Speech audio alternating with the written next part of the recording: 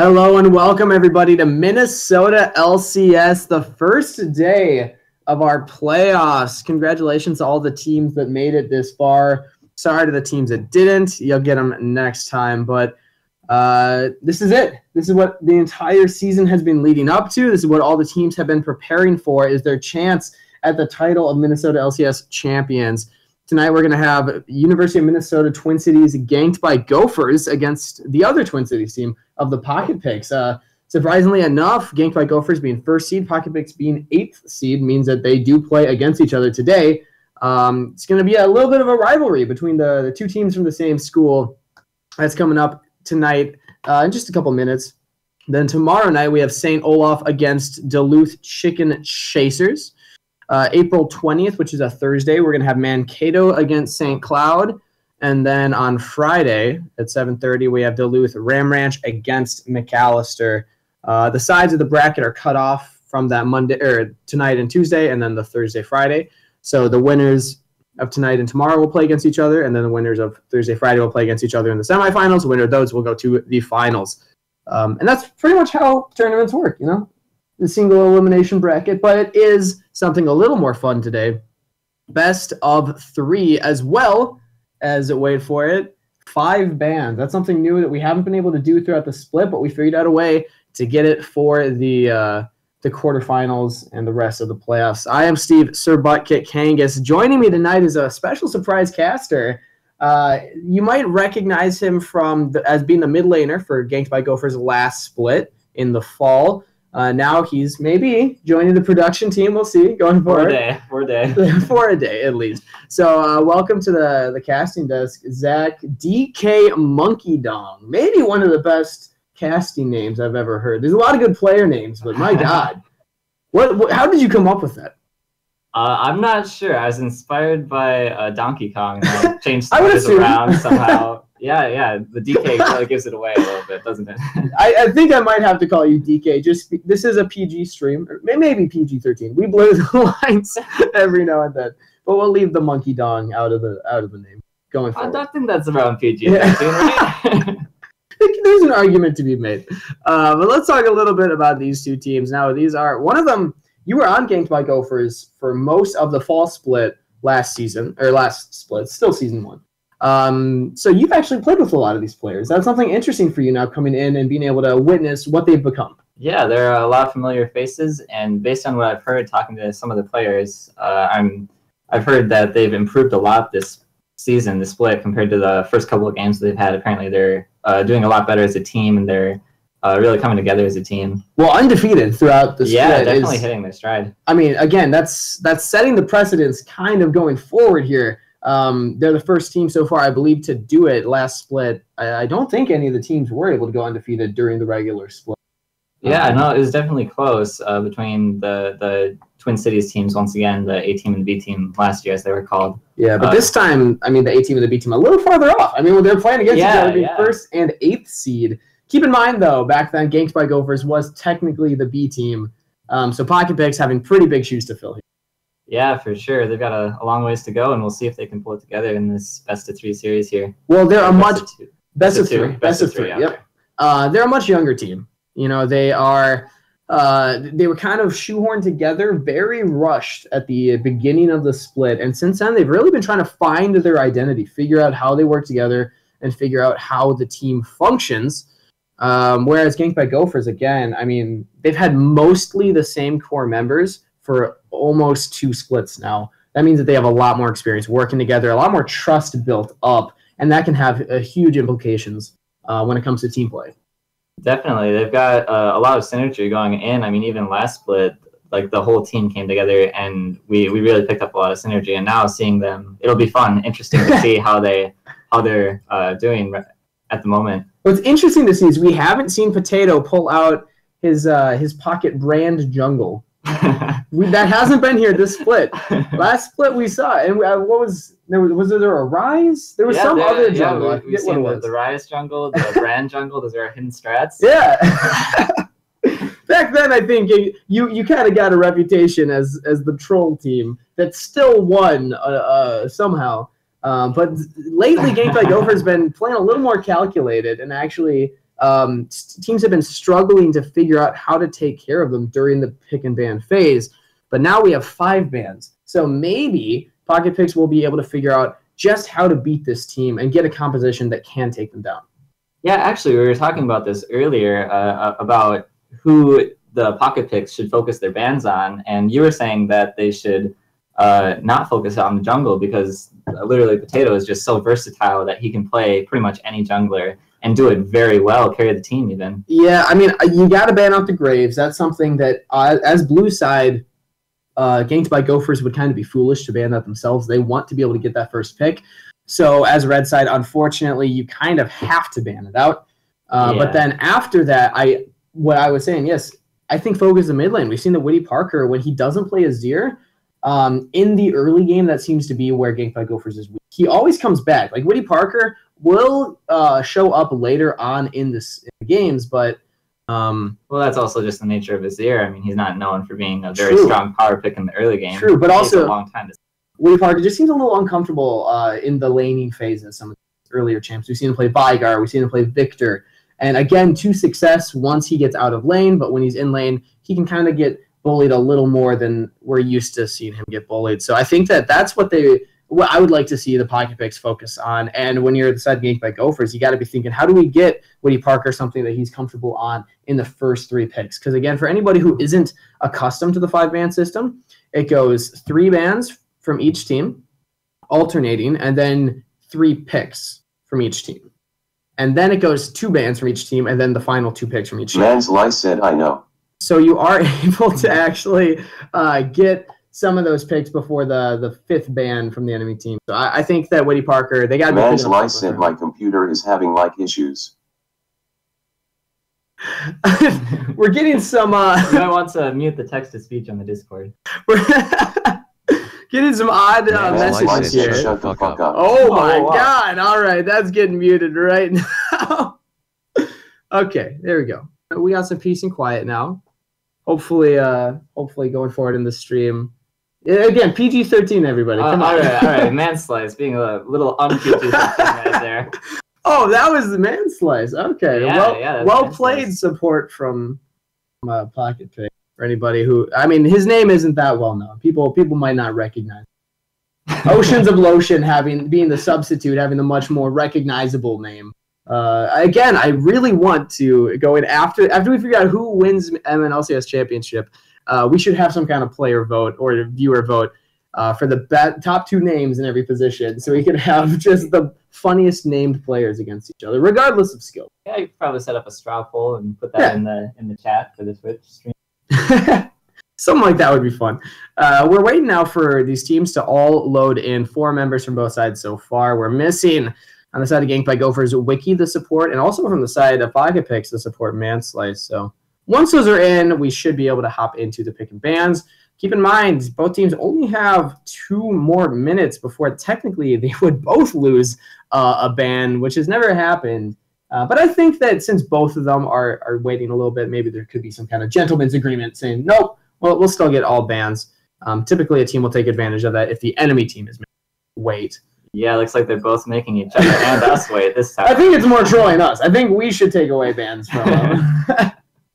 Yeah, maybe. Might have to do that. Yeah, exactly. All right, we do get Manslice coming in. Picks. Now, Ganked by Gophers, you get 2 minutes. Wiki's in Spectator. He should be hopping in soon.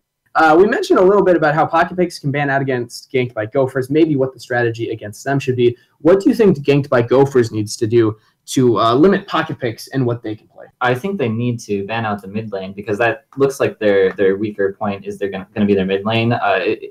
Nazir main isn't the most the best early game. So that's Ganked by Gophers. Yeah, Ganked by Gophers. Yeah.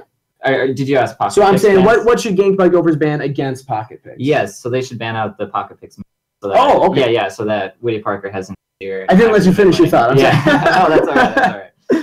Yeah, I think you need to ban the Ahri because Chichinger, based on his match history, is playing a lot of Ahri. I'm not sure how much he's played it this split, but if Ahri's allowed to snowball, then that's going to be a much tougher game for Ganked by Gophers. Yeah, now we actually, again, we have a pretty neat third-party website that we're using for the pick and bans. I haven't actually communicated with our streamer yet to see if all the viewers will be able to see it. I don't handle the stream for anybody. I mean, big surprise. I do not know how to handle technology. So right now it seems like we're still on the main screen, but this will actually not be the pick and bans because they're going to be able to get a third-party software to go through that. They can figure out the 5-band system, but it is a little different for both teams. Yeah, you only get 30 seconds. Like we are starting out with the ban phase here, and Ganked by Golfers will get the first here. Yeah, Ganked by Gopher. And well, again, we're looking at the stream. We're seeing it's not up yet, so we'll just kind of verbalize what's happening. Lucian ban against the Pocket Pick. All right, banning now for double. Here we go. Now we're on there. All right, perfect. Yeah, we'll have a little bit of a delay here. And Azir immediately against Ganked by Gophers. I like the proactivity from Pocket Picks. I wouldn't be surprised to see something like a Graves and then maybe another mid laner against them. Otherwise, since Lucian's already taken off the table, maybe ban out something like the Caitlyn, something that's also considered right now a hyper-prioritized. No, it's going to be the Varus. They're focusing the marksman. That shows that they have confidence in their mid laner not to get stomped by the other lane. I mean, unless they ban out the Ahri, I'm sort of surprised here. Yeah, I mean, it's showing respect, though, to 007 Varus, the team captain from the side of Pocket Picks. Also, I believe, last time I checked, the highest individually ranked player. And I think it kind of makes sense to try to limit his champion pool. His name is 007 Varus, after all, to take away Varus on him. But Lulu makes a lot of sense, and we were right. It was another mid lane. Graves is still up. If they leave this up, you got to expect Ganked by Gophers to take. Yeah, I'd expect that to be the first pick. And Ganked by Golfer is showing that, oh, no, they're going to go over the Graves, but insta-lock the Karma, not even going to pick the Graves. That shows a lot of confidence in the jungler. And, I mean, I'm sort of surprised because Graves is just such a strong jungler at the moment. But keep in mind, Riven Essence not known to play Graves throughout the tournament. So I'm not... So if they're not afraid that he's going to take it, that makes sense. If they're confident that they'll be able to pick it up in the second round here, yes. Yeah, and we were expecting the Kha'Zix for the Yumen Pocket Picks. Their jungler plays a lot of Kha'Zix. Yeah, we did a little bit of research this time before the stream. We're trying to bring up production value for now a playoff match. Keep in mind, this is first match, so do your best to spread the word. Get the Twitch link out, twitch.tv/MNLCS, as you can already see on your own browser. Put on Facebook, Twitter, Instagram. On the last ban, it is the Ahri from the Pocket Picks.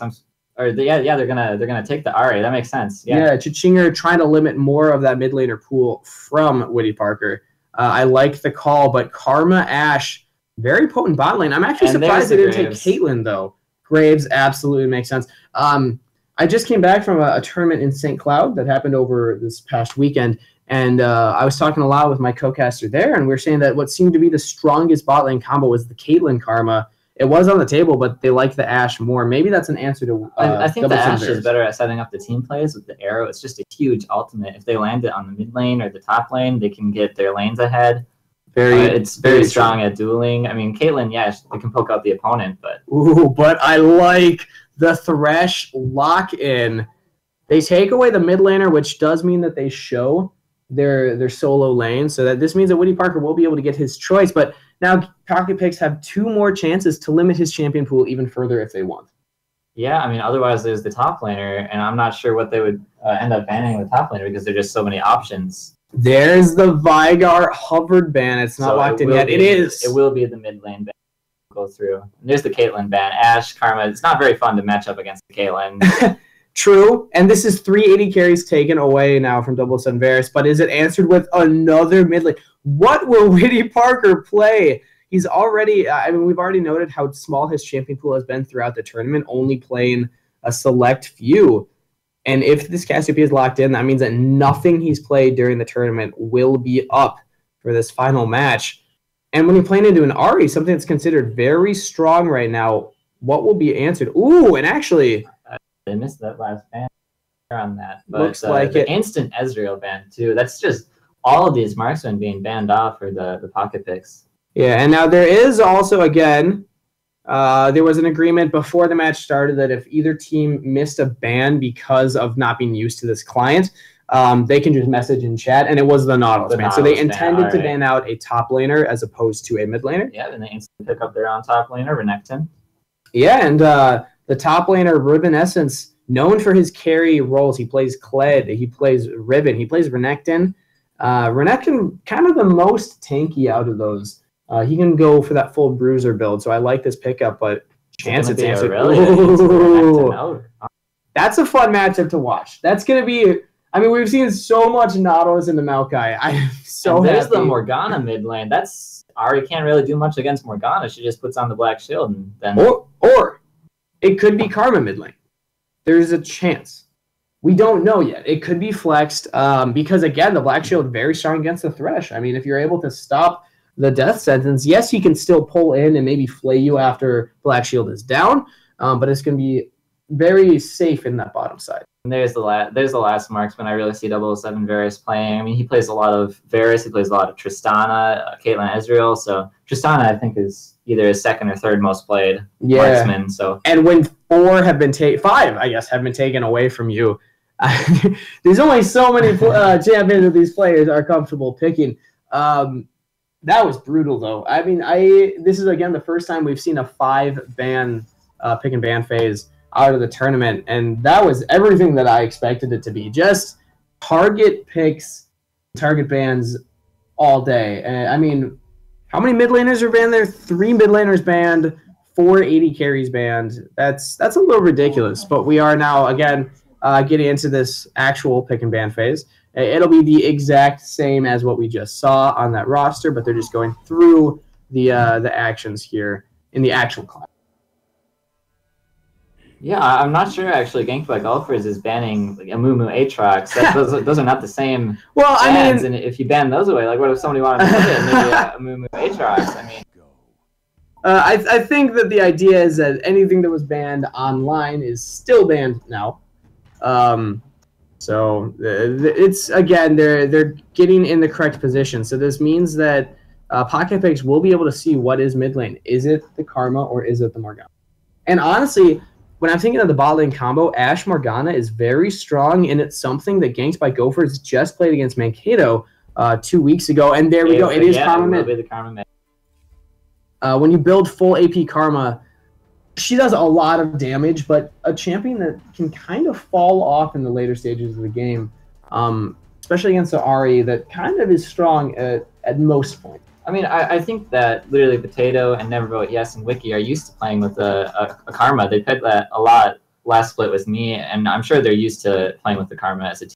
So we'll probably see them playing around or with the shields, the Black Shield and the Karma Shield on their 80 carry on the Ashe, get them to the hyper carry status. Yeah, and again, as you are a player that plays mid lane a lot, and you've played on this team, you've played Karma for this team, what do you think that their game plan is with this pick? Do they want to play around the Karma and get the Karma fed, or is Karma going to be more of a facilitating champion?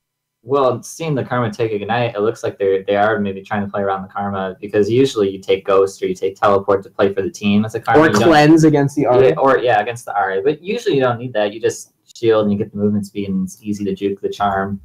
But yeah, it looks like we will be seeing the Ignite unless they change it at the last second here. In a couple more seconds, but double Ignite on the team is also something to note here, as Morgana, Wiki going very aggressive on that. That tells me that their bot lane wants to play aggressive, but usually you want to take Exhaust, especially into a Kha'Zix. And a Renekton as well. Yeah, you have Renekton, Kha'Zix, Ahri running at you. 3 champs that will be near enough for you to exhaust. At your immobile bot lane as well. I mean, yeah, you have the Black Shield, but you're Ashe. You don't have a dash. You don't have a arcane shift like Ezreal or a jump like Tristana. This is the question, though, does this signal disrespect from Gank by Gophers, or does this signal a different battle strategy? Are they trying to snowball every lead that they can, as, in my opinion, Ashe Morgana will be able to win in a 2v2 against Tristana?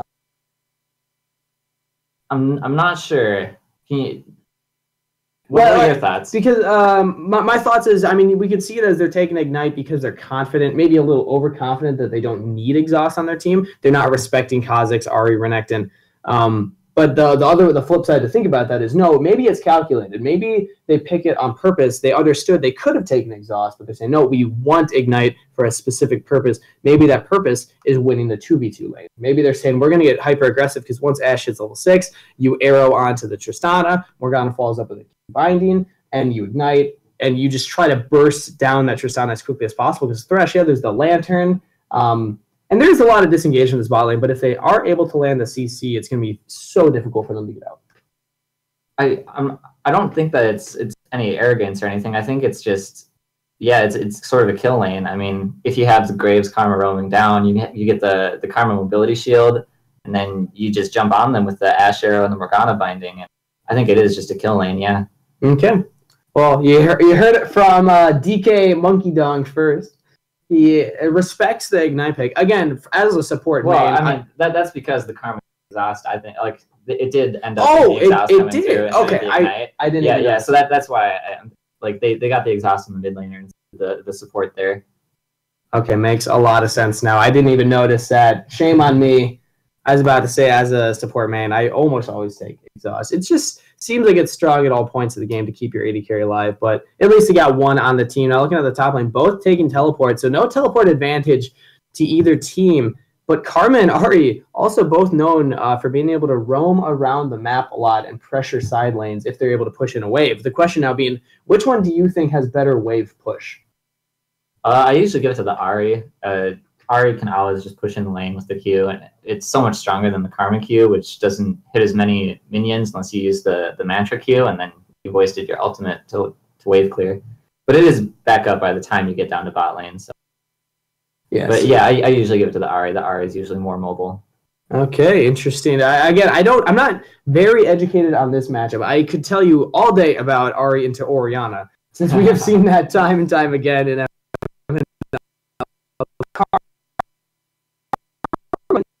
seen one Karma mid lane, or casted one Karma mid lane since you brought it to kind of popularity last split. So this is interesting to see again how it works out and how they're able to play around it. It seems as if Ganked by Gopher is looking for a very bot lane centered matchup, trusting the Aurelia. Well, it doesn't just have to be the Ashe. Like the Graves can carry as well. They're both, Graves and Ashe are both marksmen that carry. Like the Morgana can put the shield on either one of them, and usually she should be putting the shield on the Graves with the Graves' frontlining, just because the Graves is usually a little bit squishy, but can still do all that damage, especially if he has the safety of a black shield. Yeah, and with Ganked by Gophers not having a pure tank, Aurelia can kind of build bruisery, but she's not going to be having the tanky stats. So the shields from Morgana and Karma are definitely going to help kind of facilitate that, basically making champions that aren't usually tanks into tanks. And again, I just got a question, Pocket Bags. I liked what they were able to do with Pick and Van, focusing on the mid lane, but you gave Potato Graves, and that's something that I just don't think you should ever do. Yeah, and I think the Graves with the Storm Radius Surge can usually 1v1 the Kha'Zix as well. I mean, if you take Thunderlords, yeah, he'll do a little bit more damage, but the Storm Raiders just makes him able to pretty much run anybody down. You can't get away. Yeah, and he can kite the Kha'Zix so well with the Storm Raiders. We've seen that in MNLCS, if anyone's watching the FlyQuest TSM game. And this means that maybe Kha'Zix, I mean, you never want to evolve your jump first. Well, I mean, maybe there's an argument to be made for it, but I mean, evolving jump first is like, no, that doesn't feel good. Yeah. And if you're against the Storm Raiders Graves, maybe that's something you have to do just to survive against him in the jungle. So there's a lot of pressure being put on this mid lane, jungle rather. But let's get into these players. We have in the top side for Ganked by Gophers, Spliffy in the jungle, literally a potato. Mid laner Witty Parker with bot lane of Never Vote Yes and Wiki. Now their opponents from the same school, different team though. Pocket Pigs with Burning Case topside, Rivenescence in the jungle. Chichinger hasn't yet loaded in, making us wait a little longer, but it will be worth it. And the mid lane, and then their bot side, 007 Varus and Manslice. Something I always like to point out here is the skin allocations from each team. We don't see Chichinger's champion yet, but we already can tell that Pocket Picks have more skins than Ganked by Gophers. And we've determined that skins do have a correlation with wins. So really? Do you think that will affect this game at all? Okay. Ooh, that Pocket is a good skin right there. All 5 members with skins. I think that shows that they're compensating right there. You don't need skins for wins. As Karma doesn't even have the mastery, a border around. No mastery, no border around the Yeah, so hopefully they have been practicing together, because if you're going in and this is your first time playing Karma, that can be a pretty rough game for you. It could be. Definitely, especially when you are the player that unfortunately has been struggling in the earlier stages of the game. And again, I always expect to see Woody Parker come back, but I'm curious to see how he handles the early laning phase against Ahri. I'm actually so surprised that Gankby Golfers let the Ahri go through to them. I mean, I just thought for sure you have to ban it, especially against Woody Parker, who's, I mean, he's not known for his mid lane. Well, I don't think. Well, welcome to Cassie, because all of our predictions go out the window, and we never know what's going on. So these teams, though, I'm curious to see. I always love to see the teams go at each other all in level 1, and both of these comps actually having fairly strong level 1s. I mean, Karma being one of the strongest level 1 champions in the game, starting with the ultimate, but then the CC from Thresh and the CC from Morgana. I actually would like to see these teams just butt heads. Oh no, the 1v1 I would say goes to Gankby Golfers every time. I mean, they've got a lot more area of effect damage than Pocket Picks does. True, the Graves, the Ashe. The Graves, Karma, Ashe, Morgana. True. That's just a lot more, and it looks like they are gonna go as a group together.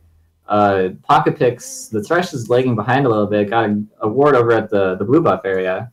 Making sure they don't go around the other side, but they're actually going for an interesting position here. They're in the lane bush, which is something that not a lot of teams have been doing, but they're not actually going to get spotted out. Neither team's seen each other, but this is... they're close. There's a ward right there. And this is what that ward is going to mean. And they're going to see them. They're going to spot them. There they go. They have been spotted. That means Pocket Picks knows they can't go right there. Where they go right. Smart move from Pocket Picks. I actually like the ward position. Oh, and now... Yeah, and there they are. They have Gankby Golfers has no idea. They have no idea that this is happening. They might give up first blood. Oh, the play onto all members. Burning Case taking a lot of damage. The all-in first blood actually goes to Potato. He picks it up, flashing from Revanescence, and Pocket Picks just can't turn this around. Blinking health bars from so many members. Manslice picking up a kill for himself. It's traded back, though. It's a 1-for-2 in favor of the Pocket Picks. Make it an even trade now. Can they get anything else for this? Wiki landing the binding, but no follow-up damage. There's the powered Q from Karma, and Wiki picks up another kill. Manslice forced to limp away, might not even make it. Barely gets out. What a bloody 1v5 there. Bloody level 1 right there. And I thought it was an even trade at first, but I was wrong. Burning Case he spawned in time. So it is 4-for-2 in favor of Gankby Gophers. That was... Yeah, but 2 of those kills are on the Morgana. True. There, so that's just not as bad as it could have been. But Potato did get first blood. And that is not the player you want to give first blood to, as we've seen time and time again. So I'm curious. So every summoner spell burned except for Flash from Woody Parker and Wiki, and then the teleports of the top laners. But just an all-out Yeah, I think you have to give credit to Gankby Golfers there for being able to trade so even like Burning Case getting an early level 2 though. Sorry. Get a little bit of damage on there, but that's sort of how the trade goes there, especially if the Renekton is a level up on the Aurelia. But yeah, I thought Gankby Golfers really pulled it back together there. I mean, they did not have the position. They had no idea, and they just somehow managed to go 4-for-2 or 2-for-4 there. Yeah, and the Flay from Thresh was nice, but I honestly think I would have liked to see Death Sentence more. It's only a single target CC, but you're able to CC that single target for longer. And if they were able to catch out someone like Potato, maybe they could have bursted that individual down as opposed to just bringing the entire team closer into yourselves. But again, I mean, there's a lot that went into that 5v5. Yes. It's hard to just say it was one specific ability. Lots of summoner spells as well, and that is an absolutely insane fight there. But they gave me what I always ask for, so I got to be happy. A little bit of trading there in the top lane. Actually, Aurelia did a really good job there taking down Renekton to half health, but he'll just heal back up with that Fury Q. But already, Potato, with that lead, having both jungle items, their starting jungle items, is easily able to just go into the jungle of Evanescence. Now, major trading on the top side. Burning Case almost going down to Spliffy. And they're just going at each other's throats. It does not seem like they're going to stop anytime soon. Yeah, the Graves is going up there. I think that's a dead Renekton with no summoners. Yeah. He doesn't have the flash, and he doesn't see the Graves. And he is just so far forward. You got to see this game coming in. He's jumping on a Potato, but taking a lot of damage. Actually, is he able to return the kill? He does! He stops the gank, goes down to Spliffy. There by the Renekton. Oh, beautiful play from Burning Case. Good damage to Ahri. Oh, I thought he was dead for sure. I thought there was no chance of him getting out of there, but he is able to turn it around, getting himself a kill and slowing down the jungler, which means that Rivenescence is able to go down bot, picking up another kill for the team. That's what happens when enemy jungler shows top and goes down. Now Burning Case teleports back into the top side. Spliffy, no flash available, but will barely get away under his own turret. Yeah, and there's the thing, Renekton doesn't flash either, so there's no way really to ensure that kill. But still, very good forcing him to get back. Yeah, and now he's able to... The entire wave is pushed onto his side. This is good for him. He's not in danger of Potato ganking again. He's able to pick up a lot of this farm, putting him ahead. But now Rivenescence in the mid side. He is showing again. Oh, jumping back onto Witty Parker, taking a lot of damage, though. Chichinger charm lands. Rivenescence, you keep going in. Oh, and Witty Parker going for an aggressive 1v2. Chichinger so low on mana, no flash available. Flash from Witty Parker. Q lands! And that's another kill. 10 kills in 5 minutes. This is the game that we've been waiting for.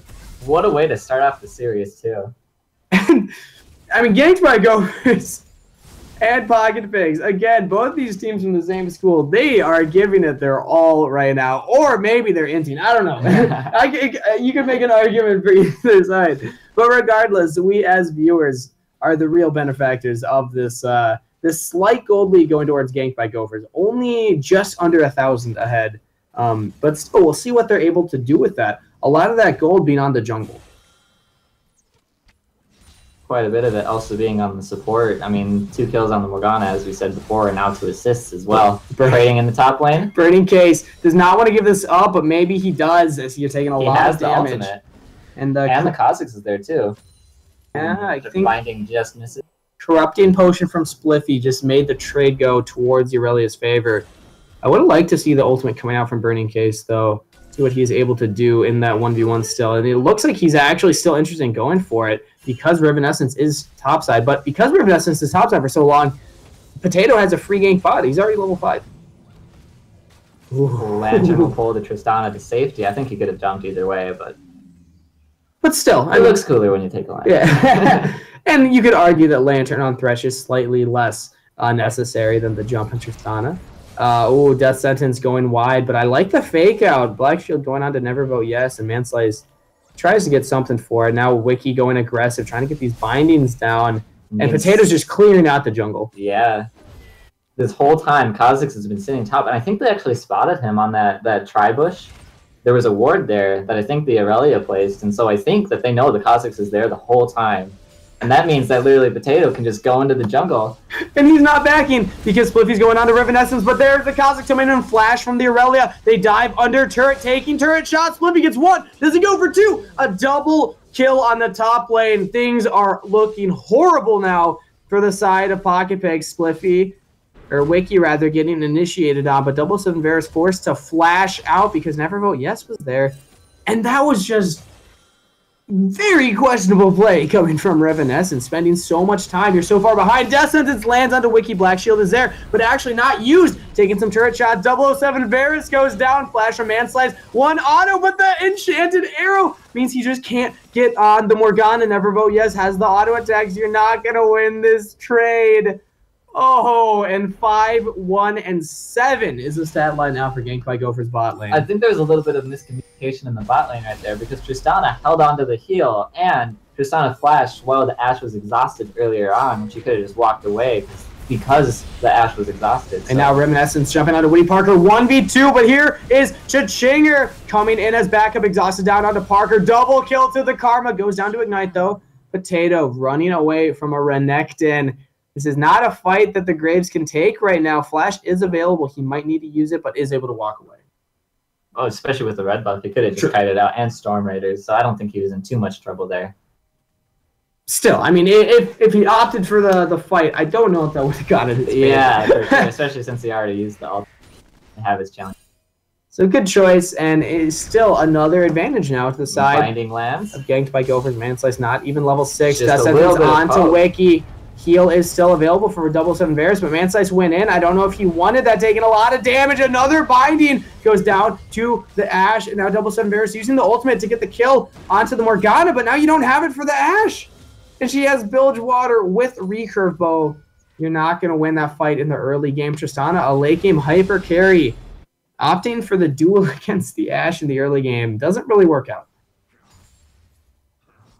And now, again, on this top side, we've seen Spliffy get pushed in a little bit from Burning Case. They just keep doing. They just never want to let us have any breathing room at all. This game is just an absolute bloodbath. We're averaging 2 kills a minute right here. 20 kills in 9 minutes, 40 seconds. Let's just look at the goal difference in the jungle. Literally a potato. Only has 1 kill with 4 assists, but he's 54 farm to 13 from Rivenescence. Now Woody Parker trying to get on to Chichinger, but this is what happens with the Karma. If there's minions in front of you, you just can't get your damage out. Spliffy getting aggressive onto Burning Case. Might dive him under turret. He does it. Ooh, Charm goes wide onto Woody Parker in the mid lane, and the ultimate Q secures another kill. Now 4-1-3. Still behind with MNLCS at 4-1-4, though. Maybe a little competition between them. Who can get the better KDA by the end of the game? I definitely take back what I said earlier. This Karma is looking really good. It's obvious that Woody Parker has played it before. This is not his first time on the Karma. We would assume. Maybe it's maybe he's a natural. Maybe it's he's like, just that good. maybe he's like Faker on Master Yi mid back in season 4, season 3, back whenever when that was. Still play AP. Back in the good old days. See, I never had to deal with that, so I don't actually remember. I've heard tale. I've heard legend. The resets into the pentakill. Oh, Revenescence onto the bottom side. Black Shield will not keep Wiki alive, but it will give him enough time to kill Revenescence. 7 Varus getting aggressive on the Nevervote. Yes, the TP coming in from the top laner, but this Ashe is so fed. Spliffy and the being able to pick one up. Too.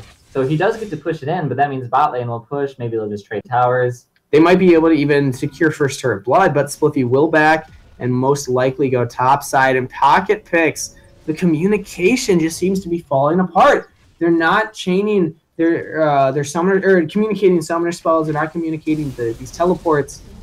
And it is first turn now, finally going to gank by Gophers, and they've just been playing this so well, though. I think the gank by Gophers are determined to make this the bloodiest game in MNLCS history. 25 kills in 11.5 minutes, and there they are on the Dragon. 7K gold lead at just under 12 minutes as well. This might be, they're actually pretty close to the last record, which was exactly 7K gold lead at 10 minutes. They're looking to beat that, and they're actually taking this game seriously. That game that previously held the record was kind of a troll game where the losing team knew that they were going to lose and knew it didn't matter. But Burning Case, again, getting initiated on by Spliffy. Spliffy says, I'll honor you and I will walk away.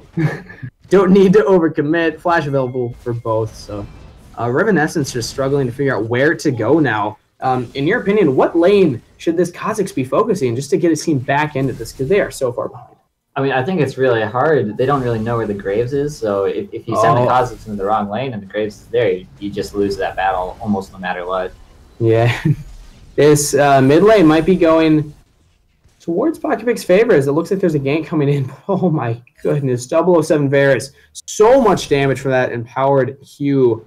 The mantra makes Karma do a lot. Darkseal picked up, and the enchanted arrow lands onto Chichinger. Here's the initiation they wanted. Oh, but the lantern saves Ari's life. Spirit Rush means that she does get away from that Q from Karma, and really well played from Manslice. They're getting this mid laner out, but it does mean turret going to gank by Gophers.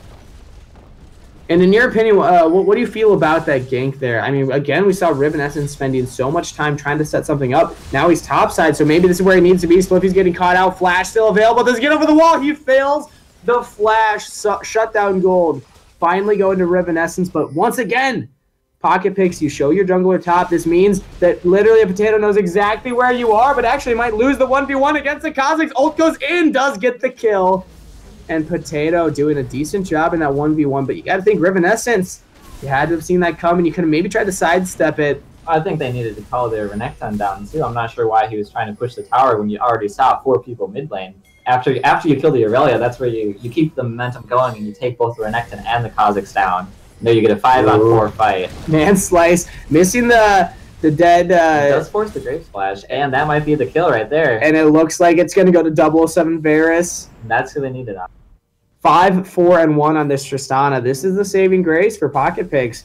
They got to get to the late game. Graves will fall off eventually, and this Tristana is only going to get stronger and stronger. But keep in mind, Graves isn't even the Fed member from Ganked by Gophers. You got to worry about Karma, Ashe, even Aurelia to an extent, and even Morgana, who's not even building AP, going for the pure support build, but now it looks like another play happening in the mid lane. Here's a chance at arrow flash by Chachinga, but you're flashing into the Aurelia with the black shield on her. This has got to be a dead Chachinga. Double 7 Bears can get anything for it. A couple more autos, but you're not able to get a heal from Neverville. Yes, saves Fliffy and secures the death. Going again to that Morgana, 5-2-8. And we are at 30 kills at 14.5 minutes. We're still keeping a bloody game here. But now it's going in the favor of Ganked by Golfers, as it has been for the last couple of months. Yeah, things haven't looked great for Pocket Picks since that very beginning. We thought, hey, maybe they have a chance. They're able to spot out Ganked by Gophers early in the jungle in that level 1 all-in. But ever since that, they just haven't been able to get much. Morgana getting aggressive onto the Kazakhs. Same level, but way more kills. Here's Manslice, though. Black Shield available, soaking up some of the damage, some of the CC. Flash away from the death sentence, but now Potato is joining up for this fight in Wiki. I don't actually like that, trading the flash for just... It's not really worth. I mean, they're far enough ahead. Oh, Chachinga jumping in. There's the binding, but the damage is there. Revenessence burns. Oh, but no mana means that they're going to have to back off Pocket Picks. They want this fight, but in the meantime, top turret pushing in. Flash from Manslice does not get the death sentence, but a damage onto Potato. There's the CC. Traded kills, both junglers securing them. And now Double 7 Bears getting aggressive. Spliffy's caught out from 3 members, make it 4 of Pocket Picks. This entire time, they're losing that top turret. If they get this kill, though, they got to transition it into something else. What more they can get? Spliffy's just trying to buy time. All he needs to do is waste the Pocket Picks' time, make them chase him as long as he can. And this mid turret, this top turret, they're going to be going down. Pocket Picks are not responding in the way they need to. Chasing kills. Oh, Spliffy! He's going to get out. But will the Ashe now? I think so. I mean, he's walking away, and all these lanes pushing in the favor of Ganked by Gophers. Oh, Pocket Picks making the wrong call. They went for the chase, and they needed to just push the waves. They lost so much pressure. Now they're going to lose this Rift Herald as well. I'm not sure if you saw. I'm not really sure what literally Potato there was doing, but he just walked into 4 members and died. If that's not inting, I'm not sure what is. You got to kill, though. You got to kill him. One kill, yes. On a man slice, no less. It might have been a grudge kill there. Both of those players being quite friendly with each other off the Rift. But on the Rift, you got to think they're bitter rivals, maybe. The question is, can Manslice return the favor? Can he get a kill onto Potato now? I'm not sure about that on the Thresh. 80 Thresh, maybe. I think you usually give that over to your team. And something I'm interested about here on the Thresh, he's going for the Boots of Mobilities.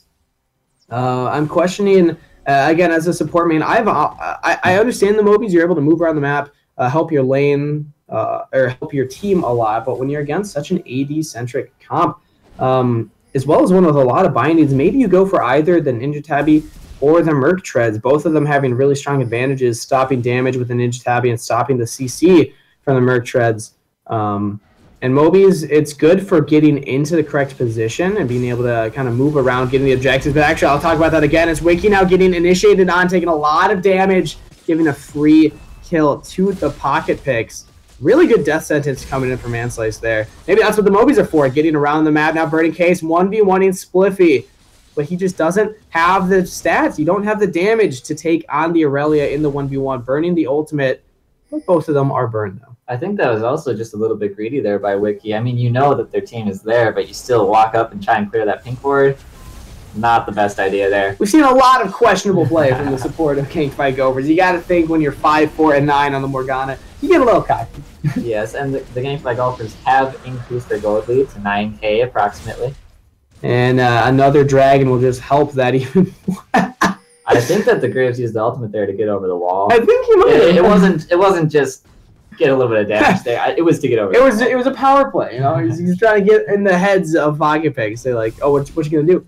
I'm gonna just ult you every time I see you. It's kind of like Caitlyn. You know, whenever Caitlyn ults up, maybe throw it out, or the Ezreal, cool down short enough. But now Potato being so far ahead, not only of his enemy jungler, but most of the enemy team. Again, just double 7 Bears being the only saving grace. Revenessence barely sidestepping the binding. Actually, more like walked straight away from it. But now that sentence on to Neverville. Yes, don't take it, man. Slice. The rest of the team is there. Teleport coming in from Burning Case is completed this time. But they don't see Spliffy. They don't have the vision to see how many members are around here. All 5 from Ganked by Gophers are ready to collapse this. It will be a 5v5, but we've seen so far Pocket Picks don't win the 5v5. Spliffy jumping in onto Chinger. The charm didn't land. The rest of the team is there, but Winnie Parker deleting the Kazakhs with the empowered Q. And this is what happens when there's a Fed Karma. I mean, you're used to playing against Karma support, but mid lane does a lot more damage than teams are accustomed to. Yeah, and actually we're seeing a ring picked up for the Karma, probably going to build that into a Magi's, and that's not something you usually see. I would have liked to see that way sooner. I mean, he just got 5 kills, 3 assists. He could have, what, 20, 23 stacks? I noticed that on Winnie Parker earlier, so I'm curious why the stacks are so low. Spliffy now, the death sentence lands. Manslice not able to get anybody with the flay. And now Burning Case onto the back line. That's not where you can be right now. Your team is so far behind. And he gets bursted down. Spliffy doesn't even fall for it, but Double 7 there is trying to do everything he can. Every single death sentence is landing from Manslice, as maybe he's the initiation the team needs. But again, they just don't have the follow-up and they don't have the damage they need. So Ganked by Gophers is able to just walk away safely. I think that would have been the game if the Ahri and Tristana went down. Because they were very close to going down, but not quite. The Ashe didn't want to flash for it. Never Vote Yes chose the safer option of holding on to the flash. Yeah, but with Enchanted Arrow up again, that means that if the opportunity presents itself, Never Vote Yes can get more aggressive and try to land that CC for the team. And I definitely agree, if either of those members that had gone down, specifically 007 Varus, this Tristana is all of the damage a Pocket Pick have right now. They can't let Tristana die. All right, this is Pocket Pick's chance right here to get a little bit of vision in the Baron area. Make sure that they don't close out the game with the Baron play here. And, I mean, honestly, do Ganked by Gophers need Baron is the question. I mean, sometimes when you have super minions pushing mid lane and you're already this far ahead, you're already winning the 5v5, maybe you just go down mid lane with the supers, try to get a kill or a couple, and then go straight for the inhibitor, or Nexus turrets, rather. But we're seeing Pocket Picks, they want to force this fight. Spliffy on the bot side with teleport available. He can join his team if they need him. And Never Vote Yes is just looking for an arrow right now. He's waiting for Potato to get there, and then as soon as a member of the Pocket Picks shows out of position, that arrow is going to mean end of the game. Ribbon Essence, again, just doing a standard, standing still in a bush, waiting for something to happen. Jumping on a Potato now, though. Do you want the 1v1 against the Graves? Able to jump over the ultimate. Actually might win this 1v1. Flash away from Potato means that he does live. But the rest of the team is just pushing in these waves. Pocket Picks, you got to think about how to defend your base as well. You got to be backing off, stopping this top push and the bottom push. But top turret will go down, and Ganked by Gophers just calculated rotations. There's a little bit of a mismatch, too, by Pocket Picks, sending 2 people down to the bot lane. You really only need one. Potato. Oh, Reminiscence does jump away. I would have liked to see Potato maybe kind of spot him out and go all in. 3 members top pushing in this turret. Manslice, the Thresh cannot defend it alone. And the Black Shield soaking up the charm, binding onto Chichinger, and the deletion. Coming in for Wiki, actually. There's the arrow onto Manslice, flashing away from the redemption damage. And this has got to be game. The damage dealers from Pocket Picks are down. Super minions on the Nexus turret, and this inhibitor will be falling as well. Ganked by Gophers. Don't play with your food. Just go mid and try to get into this next game. And Pocket Picks, you got to think, what can they do going forward? What can they ban out? What can they pick? And how can they play this game better as these Nexus turrets are falling? They're looking for one more fight, but there's just not much hope left. Spliffy getting exhausted. Turrets are all down. Manslayer's taking so much damage and goes down to Wiki. 8, 4, and 10 on the Morgana support. Call it a Morgana carry as the Nexus goes down. Well played from Ganked by Gophers. Winning very quickly, just over 20 minutes. 23, to be exact. And Pocket Picks just struggling so much to come back after losing that all-in level 1. That was a pretty insane game right there, to be honest. I mean, was that 39 kills? Yes, you are right. That is, wow. Just a little crazy to think there. Yeah, it was a very fast-paced game. We didn't average 2 kills per minute, though. By the end. Not quite. We lost track. Yeah, they slowed down just a little bit in the middle there. They didn't want to give the fans too much to get excited about, and they wanted to give my voice a little bit of a break. But we're going to take just a short 1-minute break here, catch our breaths as the casters, and then hop right back into this next game. Both these teams have had about 3 minutes to wait because of the delay. But actually, before we leave, I'm curious, DK Monkey Dong, who do you think deserves player of the game?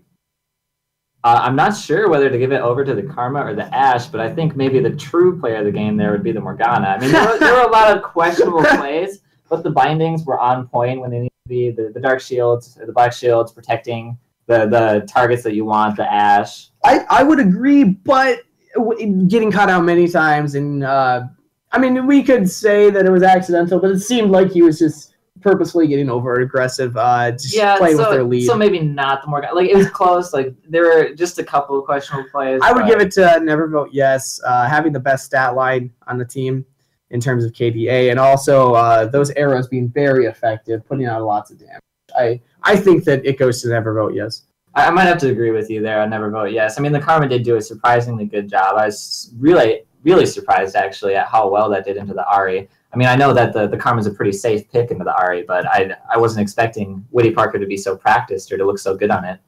Very true. And now we're going to take, again, just a short break. And then once we are back in just under a minute, we will be ready to get into this next pick and ban. So don't go anywhere, and we'll be right back.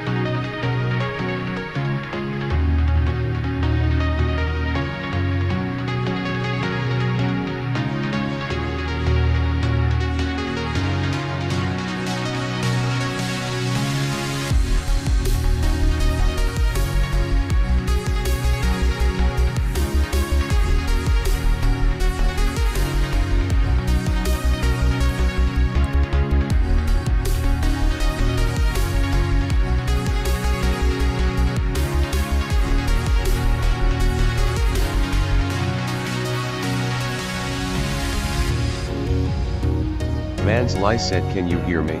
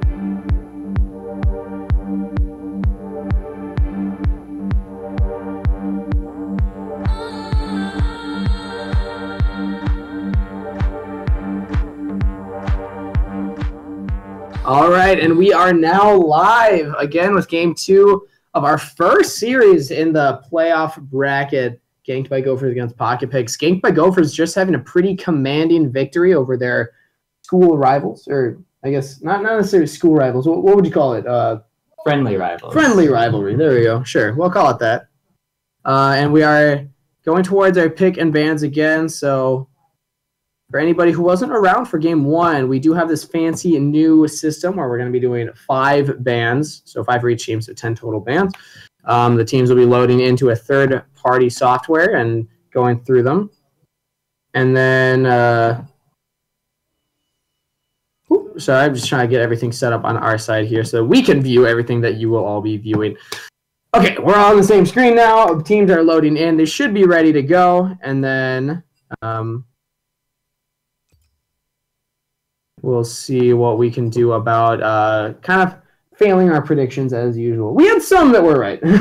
Yeah, I was expecting the Graves to pop off. I was a little surprised that the Graves didn't pop off. Yeah, we saw some things that were left on the table that we thought shouldn't have been, and then some things that were taken off the table that we were a little surprised by. But one thing that was left on the table that didn't quite make as big of an impact as you just said was the Graves. I mean, literally, Potato was able to get what is considered the strongest jungler right now, have an incredible clear, as well as a lot of just pressure all around the map that he can provide, being very aggressive. But he didn't have an amazing side line. He didn't necessarily feed. He didn't do horribly, but it didn't make as huge of an impact as we expected. The bigger thing that I would say is just the lanes were all able to win.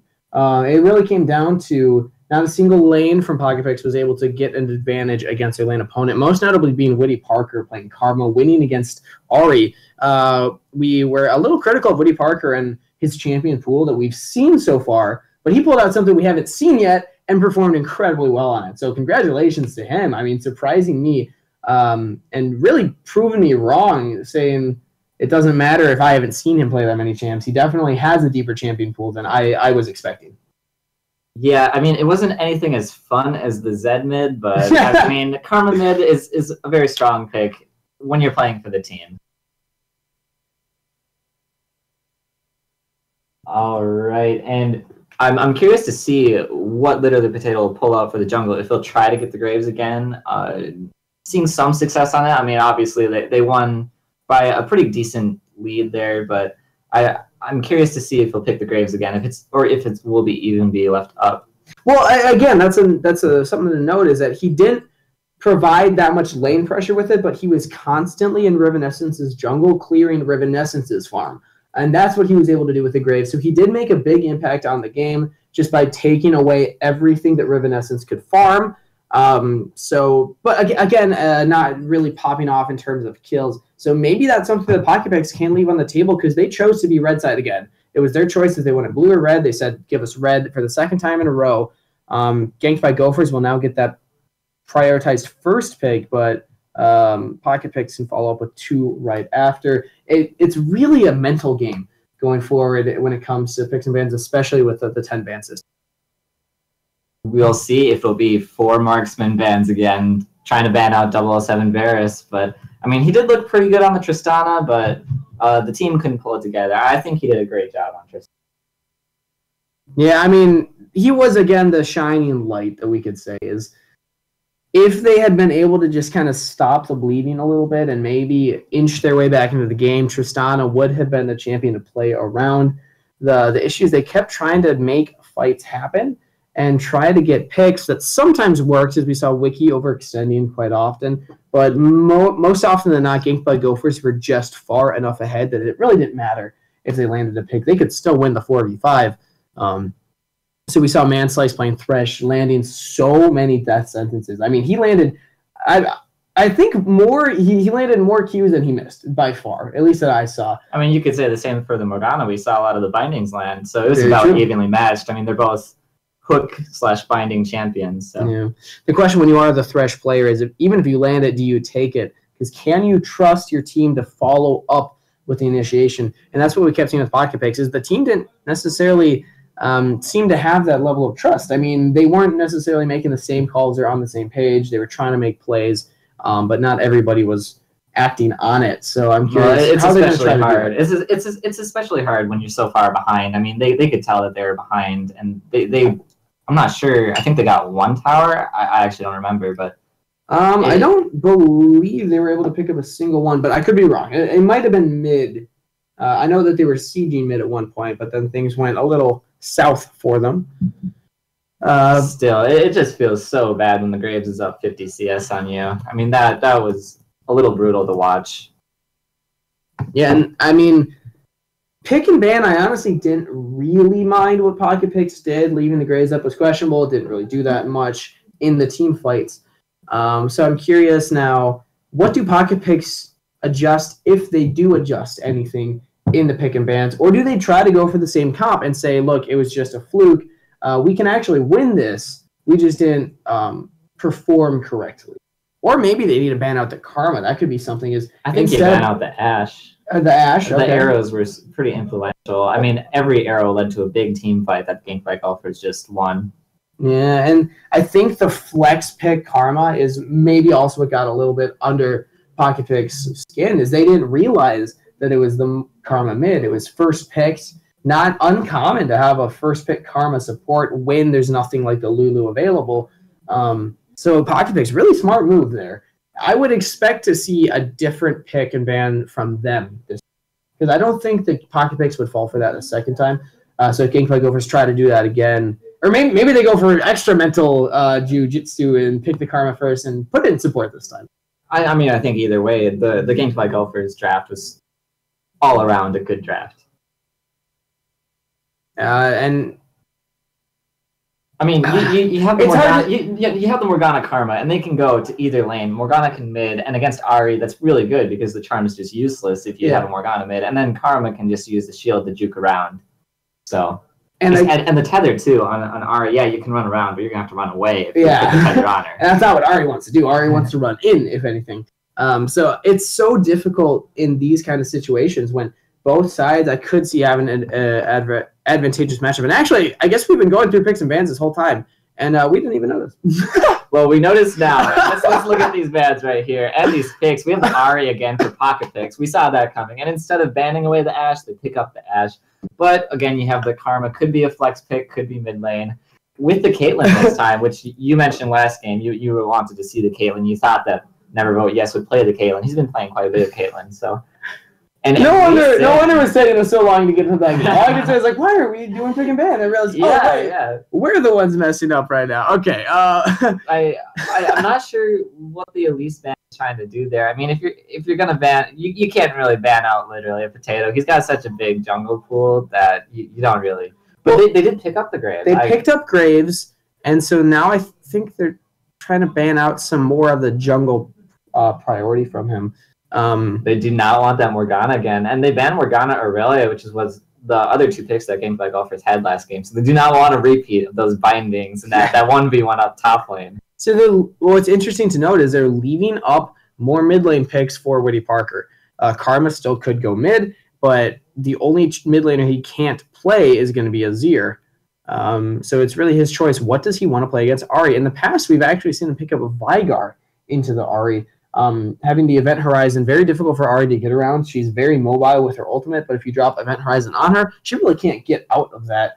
So that really helps facilitate ganks into that lane.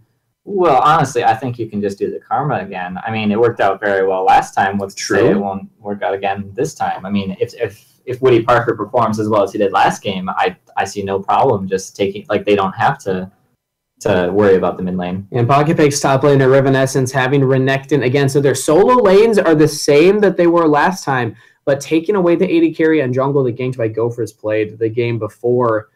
So actually very different draft here. Well, some things similar, but a lot different. And now Nautilus is most likely the answer to the Renekton. Yeah, last game was banned. I mean, Nautilus, you just put the shield up, and then Renekton can't do anything.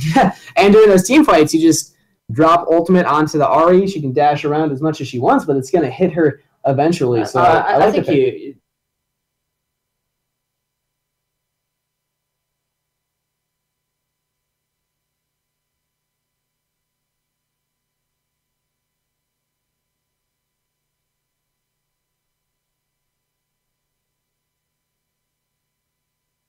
if he gets on this Blitzcrank now.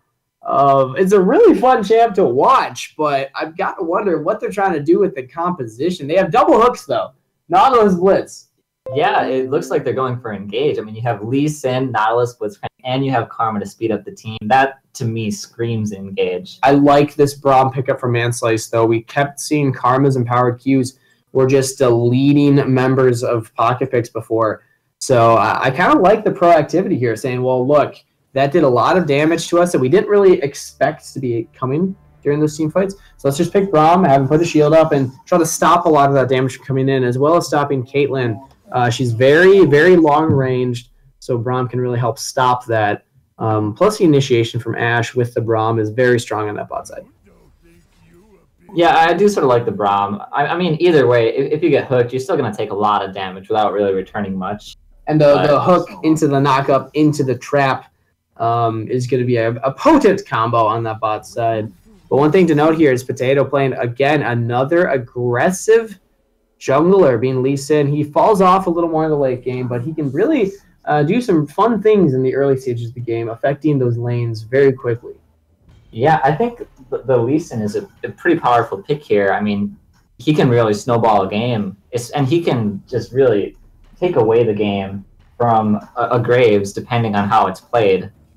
So it'll really be a skill matchup again between the junglers, because Graves is a really powerful jungler, but Lee Sin can snowball really strong as well. And Graves is a strong jungler, but only in the hands of somebody that knows how to play him. And that's a question. We haven't seen Revenescence play a lot of Graves, or at least I have not personally. So I can't speak to if he's going to be able to beat out the Lee Sin in the early stages of the game, or if Potato will be able to do his signature move and fight early in the enemy jungle. I mean, he's constantly, as soon as Potato sees the enemy jungler somewhere on the map, he's going to the opposite side to either gank a lane or take farm. Yeah, he's really gotten a lot better too at making the right call there too, because a lot of times back when I played with him 2 or 3 years ago on Serpentis Esports Gaming, he would always just take the other jungle farm, but he wouldn't really affect the lanes. And he's gotten a lot better at affecting the lanes and knowing when he can go for a dive or he can go for a play on a lane instead of just hard farming the jungle. And a lot of lanes that he could gank, again, with Woody Parker on Karma once again. This time, having the cleanse, because no black shield means that maybe they do want that. Again, you mentioned you can shield yourself, boost your move speed, so you can kind of juke the charms. But honestly, that was the one thing that kept hitting him when he was playing against Chinger. Ahri was very good at landing those onto the Karma, but it really didn't mean much because, unfortunately, Woody Parker was so far ahead that even if you land the charm, you're not going to kill. But this time we're seeing the cleanse on Karma, yeah. So I think that the Karma took the cleanse because of the Ashe arrow this time. True. As well as even maybe Braum passive. He's able to get those stacks up onto you. I think at that point, if you get some stats on it, you're a little bit dead. Probably gone at that point. Most likely. So it's an answer to two things now. When it's an answer to just the Ahri charm, might not be worth it, but with Ashe arrow, that's such good initiation coming from the bot lane onto the mid lane. And with an aggressive jungler like Graves and the Ahri being able to put out lots of damage, I like the choice this time as opposed to the exhaust. And again, though, we're seeing Ignite on the Blitzcrank, so no exhaust now for Gameplay.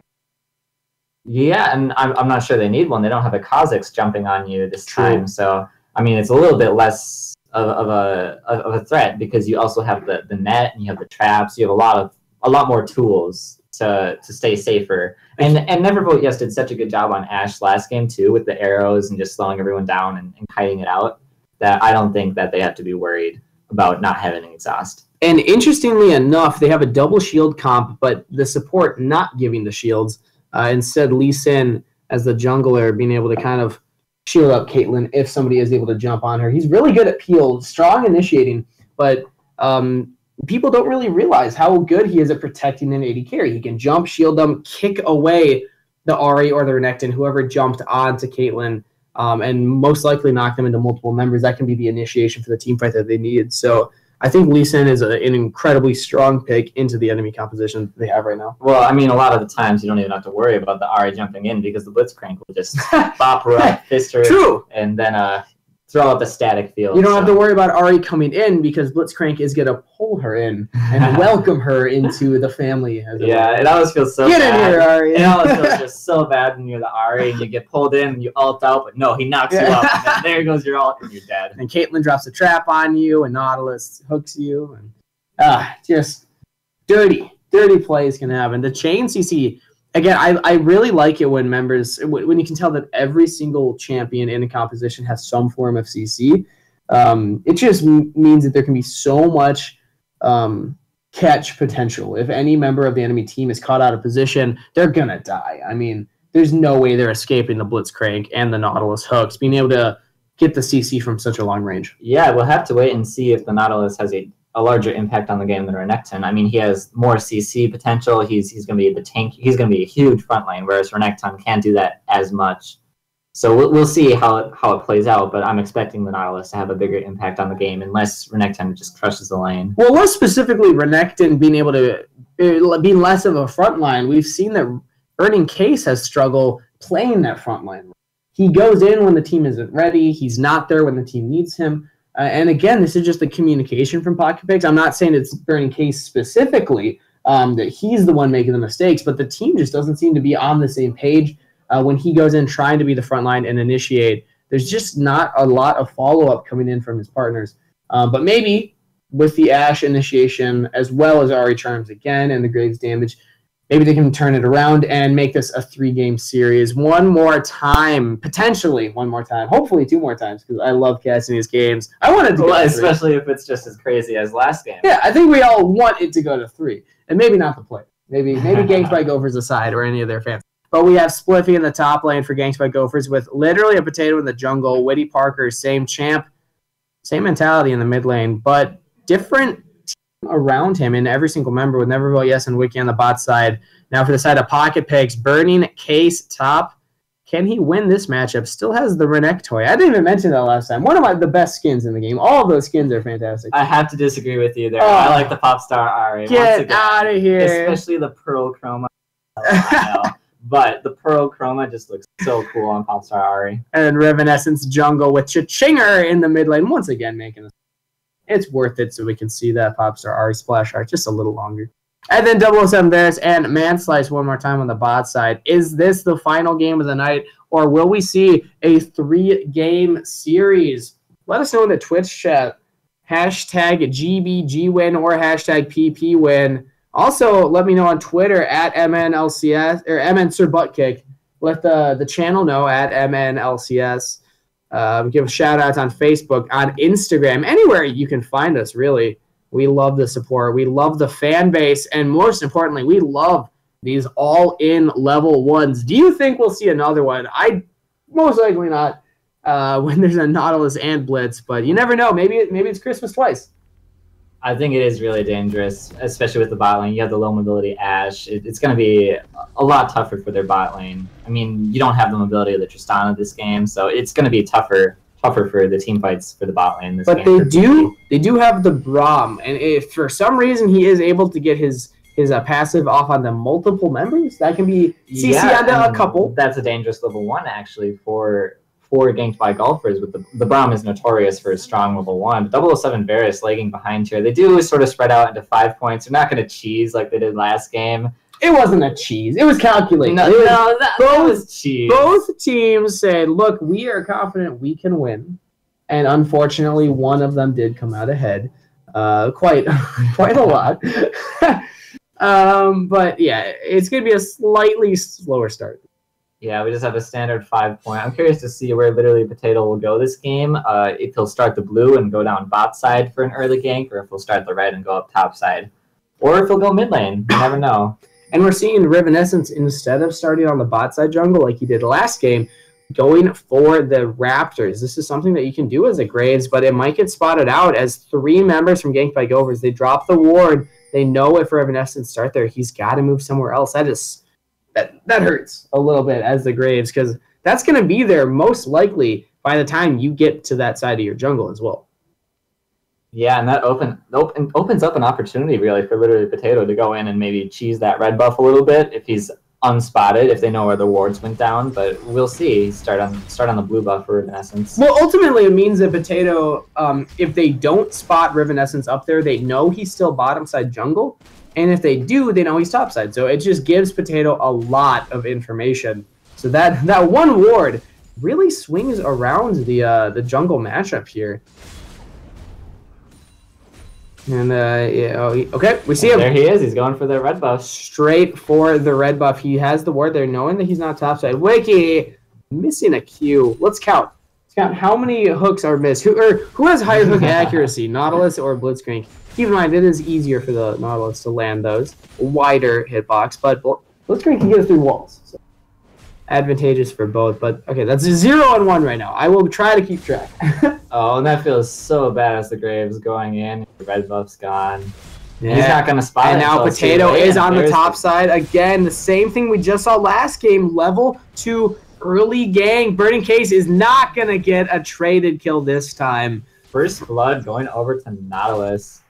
And what do you expect this Nautilus to do here? We mentioned that Nautilus might struggle against the Renekton, but not anymore, I don't think. I think he just gets to shove in lane and go mid lane and roam. Yeah, but that's the question, is will he roam? A lot of top laners struggle with that aspect of the game, is if you get a lead, you can push in lane and then affect your mid lane, affect the jungle, get wards deep to see where Rivenessence is going. And if any team is going to be able to do it, I believe it would be Gophers. I mean, we've seen time and time again that their communication is exactly where it needs to be. This team is so comfortable playing with each other. Yep, and we see the Graves going in for the return on the red steel. I'm surprised, actually, that literally Potato didn't just go over to the red buff immediately with the Karma, with the bot lane that's shoved in. They would have the advantage. They'd be able to catch the Graves, but no, the Graves gets the red buff. Come on, Potato, what are you doing? I mean, you have to expect, like, you know he's going to go And now there. Woody Parker going to be taking a lot of damage from the Graves. Flash away, but flash in. Auto reset, but there's Potato with the shield. And now Chichinga trying to get onto Parker. There's the ignite, but Potato does pick up a kill. Oh! And they're able to shield Garbo. She doesn't go down. Really surprised there on the R. I mean, going in there with the over two hooks with Wiki. Let's not forget that. We're keeping track. A little bit trading on the bot side. Oh, double sub Varus taking a lot to the Caitlyn, but there's the return damage that they needed. And Caitlyn with no mana left. No sums blown except for Rivenessence might be going down to Potato, though. What are you doing? Going all in. You're getting the kill, actually. The Lee Sin, already a blind champ, extra blinded by that smoke screen. And really well played there from Rivenessence. Confident that he could do the 1v1. And tell me a little bit about what you expected. Oh, okay, one. You got one. 1 and 2 on demand slice. There you go. Okay, so I'm just going to shout that out, regardless of what we're talking about. I'm going to be shouting out. All right, he's got a 33.3% repeating hook accuracy. That's not too impressive, but we'll see how it progresses from here. Okay, so I was just going to ask you a question. I was going to ask, what is your opinion of this top lane right now? As Burning Case is back ahead in CS, bullying out Spliffy a little bit, even though Spliffy got first blood.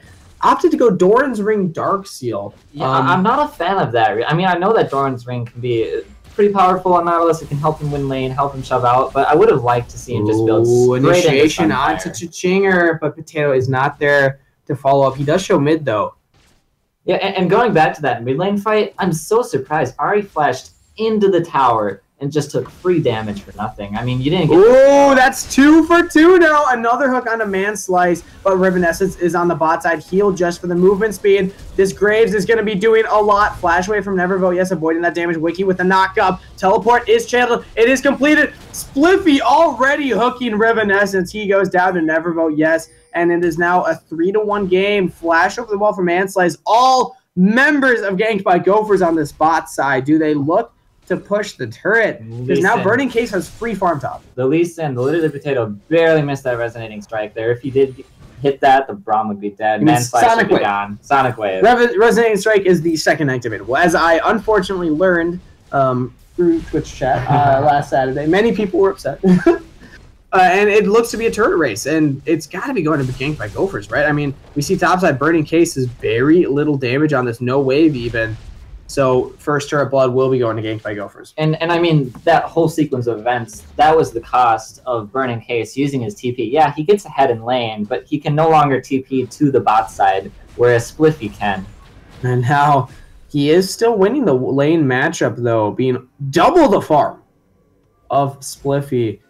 And, I mean, yes, they lost a lot of priority bot side, but if Burning Case can turn this lead into something substantial and actually help his team around the map, I think that the Renekton Fed is much better than, or not Fed, but a Renekton with an advantage over the Nautilus is stronger than the Nautilus with an advantage over the Renekton. I think, though, giving first turret, you pretty much make up the gold that you lost in minions for the Nautilus.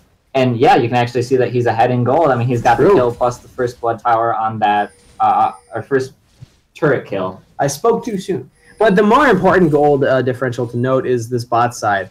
Never Vote Yes being 600 gold ahead of 007 Varus, as well as the support. But actually, Revanescence getting caught out by Wiki and Potato. You got to be going down. You're still taking red buff aggro. Red buff, you try to take him, leash him, but red buff leashes you, actually, as Potato picks up a kill. Now 2-1-1. Much better stat line on this Lee Sin than he had on the Graves. Sorry for that really bad joke. I was trying to find it. I was struggling so hard. I appreciated it.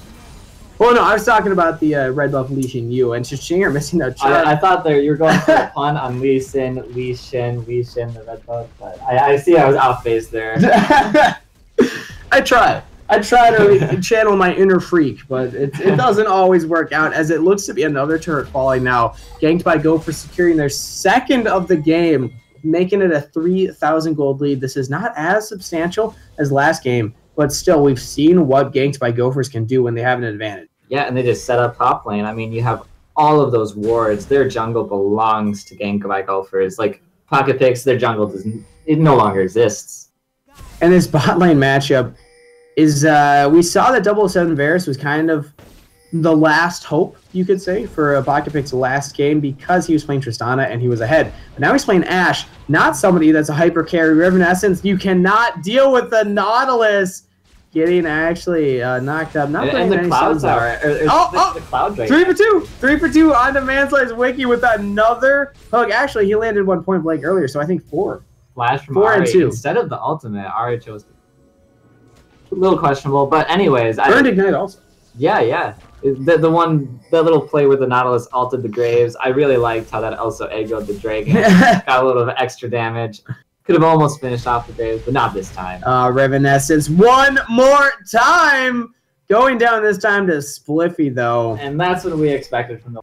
You expect him to get into the jungle, and you see all those wards. They knew where he was, and then they just delete him. Well, actually, those wards are from the side of Ganked by Gopher, or Pocket Picks, I mean. So that was just kind of a blind roam from Ganked by Gophers to secure that. But now they are spotted. Oh, sorry. Red wards, blue wards. I'm so confused. Never Vote Yes. Oh, taking Dragon aggro might go down. Burning Case picking up that kill. And the CC actually takes him down. Potato might be going down next. Caught in between. Golfers. What was that? They got Dragon. They secured Dragon. At what cost? Never Vote Yes was just sitting there taking damage. I mean, Blitzcrank should have at least tanked, but then he also blew the heal and just died to their Renekton. Yeah, so Pocket Pigs, this is their chance. Might be the only chance that they get as Ganked by Gophers make a pretty big mistake there. Quite comical, actually. But again, they do get the Dragon, and all they give up is 2 kills in the meantime. They might not even lose this mid turret. Looks to be going down, though. Woody Parker's just trying to clear the waves. Actually going for damage, actually getting all into the enemy team, but here is Spliffy on the backside. Kills traded across the board, but Burning Case is doing so much damage as Renekton getting a double kill, but the fight is not over as literally a Potato is jumping in onto Revanescence. Burning Case onto Spliffy, but Varus is there as backup. Burning Case with his 3rd kill of the fight. Potato is still on the flank. Does he go in for it? Wiki, can you land another hook? You're 5 out of 2 in my book. Gets the solo kill onto Burning Case. Turn aggro onto Manslay's. Blitzcrank is chasing him down. Potato, are you going to go in on this? Jumping onto the ward. Flash from Manslay's. Oh, carry literally Potato on your 80 carry. And Ash is forced to flash over the wall. Feels bad as Wiki has full available. Doesn't even need it. Potato getting yet another kill. And what looked so good for Pocket Picks, they overstay. They get return kills, or Gank by Golfers get the return kills. And that was such an unfortunate turn of events for Mad Slice. You start tanking turret, you're running away from Blitz, you flash to jump onto your AD carry, and just bring the Lee Sin with you. Really well played, though, from Potato. I don't know if that was necessarily calculated or if it just kind of happened, but either way, he is able to get both kills. And now 5-2-2 on the Lee Sin, affecting these team fights so much more than last game. But somebody that isn't as much is actually Witty Parker. Oh, Cha-Chinger! Doesn't Why? Get a chance to get the ultimate. I don't think they had the vision. They put the ward over the wall, but it was too late. Like, why? I mean, yeah, that's all I can ask. Oh, and the Nautilus hook lands onto 007 Varus, but Spliffy taking a lot of damage on the turret now pops the ultimate, but Varus is still safe. That turret doing, I think, more damage than both champions. I think both teams here are overstaying a little bit. They're playing a little bit greedy. They're not playing as safe or careful or as calculated as they maybe could be. But well, the way I always tell if it's a good game or not is how bad my throat hurts depending on how early the game is. We're not even 13 minutes in, and I can tell you my throat is dying right now. So well played from both teams, and the hook goes wide. 5 out of 3. But there's the Mantra Q. It does a ton of damage, and that they're already down to half health. Pocket Picks are. The Graves, I think, used ultimate to clear the wave. Didn't really do much to the enemy team. I don't agree with that at all, actually. As again, this next wave, they're going to be forced off the tower. They can't contest this. Wiki lands a hook onto Varus, and the deletion. Potato picking up his 6th kill of the game. This means that they can just push another one. So much of the wave clear is gone from Pocket Picks. And Ganked by Gophers is absolutely going to capitalize on this. And that, once again, is just, I think, Pocket Picks being a little bit greedy. I mean, they have to give up that tower, but they stay a little bit too long, and then the Ashe is punished by the Blitzcrank. Keep in mind, though, last game, at around 12 minutes, Ganked by Gophers were 7,000 gold ahead. Now they're only 5,000 gold ahead at 13 minutes, so they're a little behind. Wiki lands the hook onto Cha-Chinger, getting the damage, but Neverville Yes is the one to pick it up. 6-3, I think. 6-3?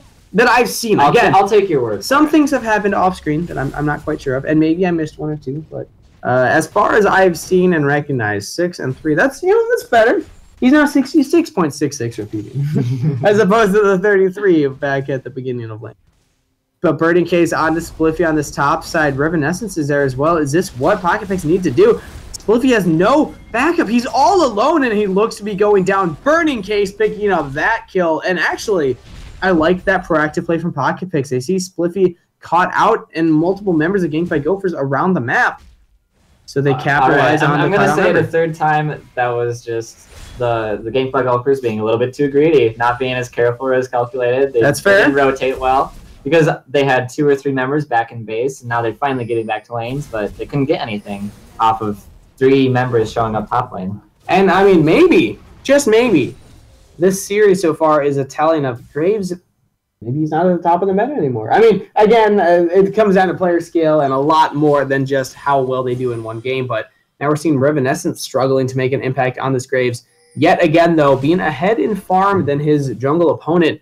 But when we're looking at the gold, he is so far behind. 6,200 on Potato to 4,900 on Revenescence. That's just not even close. As Wiki looking to land a hook. Can he go 7-3? Not going to try for it. All right. And Pocket Picks, they don't really have the vision to know that this is sort of a fake out, a bluff, because there's only 3 people there. Lee Sin sort of far. He's farming his jungle.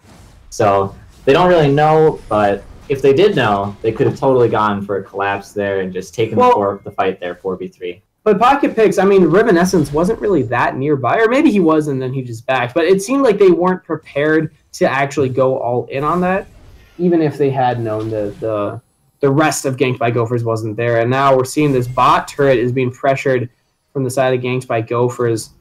They've already put a lot of pressure mid and top, but the pressure top is being returned by Burning Caves. Teleport available for both top laners. So if a fight breaks out, I'd like to think that it will be a 5v5, but in the meantime, it will be another Dragon going to the side of Ganked by Gophers.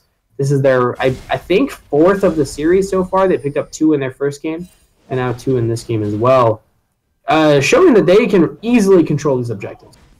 Yeah, and once again, that all comes down to the ward control. Again, pocket picks, they don't have the wards to spot it out. They don't have the wards to contest their own jungle area. Here comes a 1v1 a little bit in the top lane, but they just trade damage. But it might be a 2v1 as Revenescence is roaming to that top side. There is a ward down, though. It's going around. He might not be spotted out by that ward. There's Ganked by Golfers once again, picking up a tower off of their cleaner rotations. And because the Graves goes top, doesn't get anything, but then the Lee Sin goes bottom and gets a tower. That's not a very even trade there. Yeah, and this is pocket picks again. The communication, you got to question it. What are they talking about in their comms? What decisions are they making? As now Blitz 6 and 4, 6 lands, 4 misses. It is exactly what I'm talking about. For anybody that wasn't here for the beginning, keep a track of Blitz hook stats. That hasn't died yet. That math isn't too hard to do. 60%, I can do that. Sure, there we go. But one thing to know is Wiki hasn't died this time, so at least he's not feeding the enemy team. Yeah, so he has a chance to be the MVP if we see some sick hooks there. I mean, only if he's at least 80%. I won't give it for anything less. Yeah, I think I saw some pretty cool Lee Sin kicks in the last couple of team fights, though. So, but we can't give it to Potato. He's literally a potato. What's he gonna do in these team fights? What's he doing for this? Well, apparently a lot. I mean, picking up the Braum flash into the Ashe. I mean, picking up both kills. True. There. That's a pretty good play there. 6-2-2. Definitely having a better showing than last game on the Graves. Question is, what does he do now with this lead? What is he going to do to affect the team? And maybe it is just keep facilitating, keep letting pocket picks make mistakes, as it seems like they're going to just keep doing that, as Wiki might be catching out Revenescence on the top side, taking some turret, but lands the hook. No team nearby to follow up. A Potato is coming in on the side now. Might catch out Chichinger. Instead, just going to take the red buff. All members of Ganked by Gophers top side, all members of pocket picks heading that direction. Are we finally going to see another team fight at 18.5 minutes into the game? Ganked by Gophers comfortably ahead, having the 7k gold lead. Now the hook lands out to Chichinger. This is what we're talking about with the Ari literally Potato falls, but the charm goes so wide, not even close to the Lee Sin, and that was just a mechanical misplay there. Pocket picks cannot hope to win this fight now. MNLCS Undertale taking so much damage as Ganked by Gophers walk all over the pocket picks in that fight. Yeah, it's just unfortunate the Ari got hooked and the Braum just walked onto 2 traps in succession. Can't really do much when you walk onto the Caitlyn trap. Chichinger just completely missed the charm. I mean, threw it directly up when Potato was right in front of you to your, like, to the left of the map. It's hard to explain, I guess. We don't have the replay ability. But if that charm had landed, that fight absolutely would have gone a different way. I strongly believe Potato would have died under turret, and it would have been a 5v4. But just not being able to get those mechanical correct plays. Got to question Chichinger playing Ari twice now, and not really have a strong showing either time. Yeah, I was expecting a little bit of a stronger showing, but it is a little unfortunate. But once again, Ganked by Golfers blowing up in top tower, but not getting the inhibitor. Does mean that there is still a chance for pocket picks. They picked up Rift Herald though. I didn't see who it went on to. Not Potato. Not Woody Parker. And it seems no. Did it just go? Did it just despawn? No, I thought they got it. No, yeah, they definitely took it. Is there not a visual showing? Maybe not. All right. Well, either way.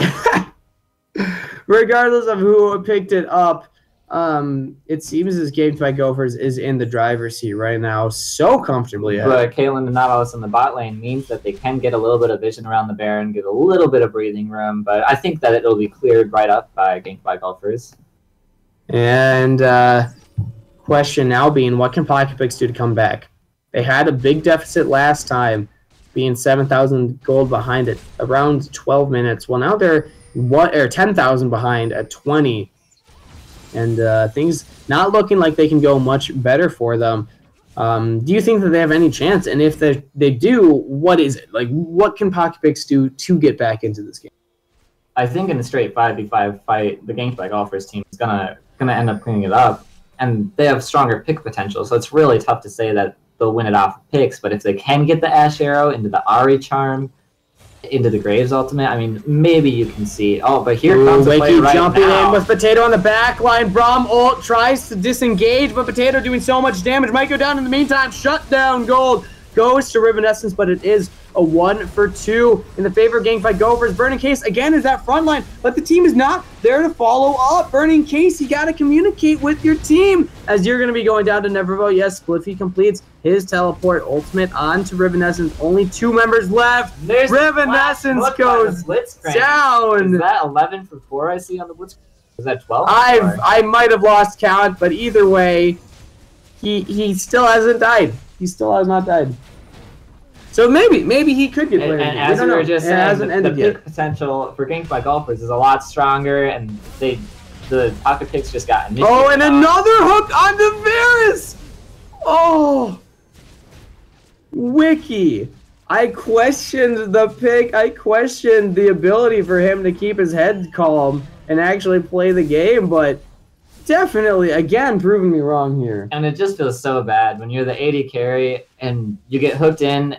You gotta flash earlier. I mean, if you flash after you get hooked, the Blitzcrank Q is, or the Blitzcrank is still gonna knock you up after you flash. So it's just unfortunate, but marksman in 2017.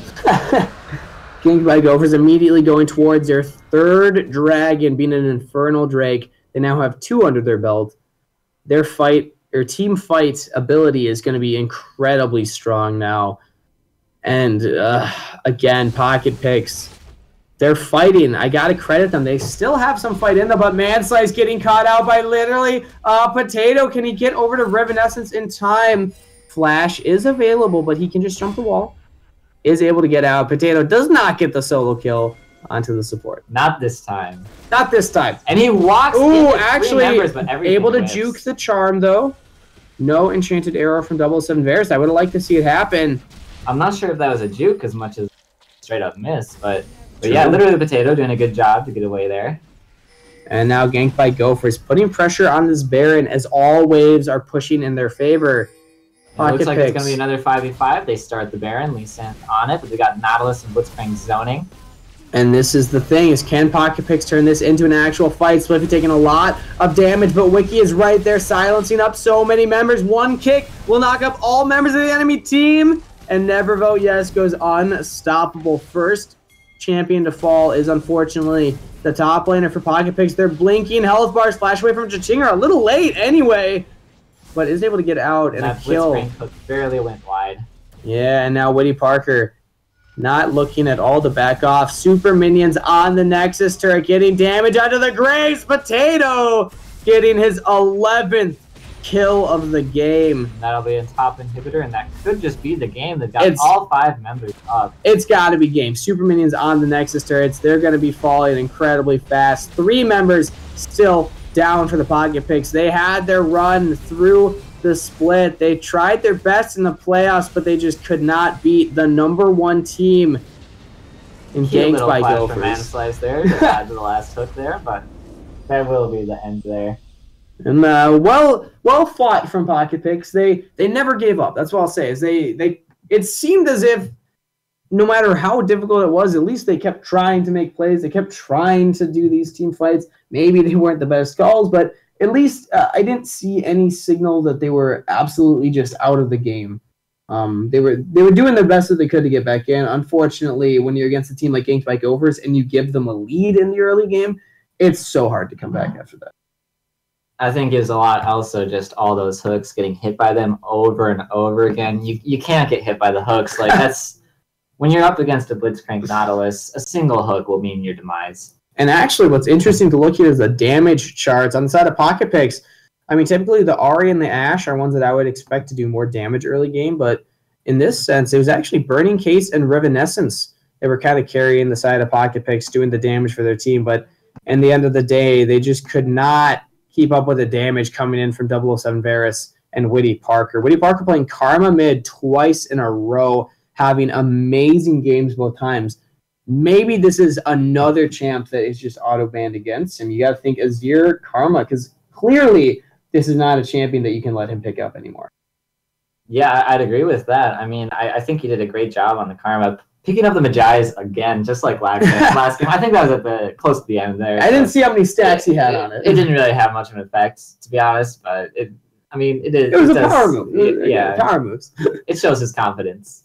And Wiki, we can talk about player of the game. Wiki absolutely has an argument going for him, not dying a single time, landing a lot of hooks. But I think I have to give it over to literally Potato. Just so many flashy Lee Sin plays, and he was the one initiating there too. I said like that's what Ganked by Golfers is going to look to do, and then bam, he went in and did it. And I think I got to agree. I think I got to give it to Literally Potato. It's so hard because Wiki did such a good job during that game. Kind of silencing haters, silencing myself when I expected him to just kind of have a more fun game with Blitz. And he did have fun, absolutely, but still having a really impressive stat line there. When you go Righteous Glory on you just run them down. That's definitely having fun. But now the question is player of the match. We talked about both games. First game, we gave it to Whitty Parker, I believe. Yeah, I think so. This game, I would still give it to Literally Potato. I think. I think for the game, yes, but for the match overall, between both games for the series, I honestly might still give it to Whitty Parker. He got player of the game first game, and this second game, even though he didn't have as flashy of a stat line, he still had one of the highest kill participations, tied with Potato. For the second most in the game, and just did so much to facilitate a lot of that, speeding up Blitzcrank so we could get those hooks, speeding up Potato so we could get in there, and really showing up in this team fight. I think for the series, I'd still give it to Wiki. I mean, he had a pretty good accuracy on his hooks and bindings throughout the series. So for the series, I would say that Wiki was the player of the match, followed very closely by Whitty Parker. All right, well, there you have it. Two different ones. They can share it. They can share the honors of player of the match. But either way, congratulations, Ganked by Gophers. Moving forward in the tournament, one more time, this means that they will be playing on April 22nd at 1 p.m. against whoever wins this next game tomorrow, which will be St. Olaf against Duluth Chicken Chasers.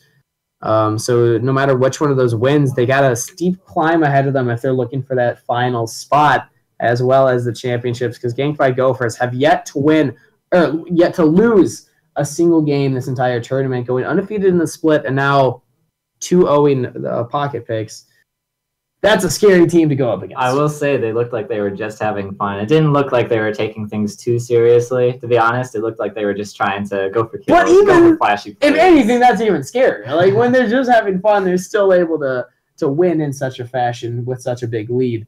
But I got to give it to them. They're playing incredibly well and absolutely deserving that win. So congratulations, everybody. Thank you for stopping in for this a little short stream tonight. Again, we're taking each of these playoff matches as their own singular night. So the next one coming up is going to be tomorrow at 7:15 p.m. St. Olaf against Chicken Chasers.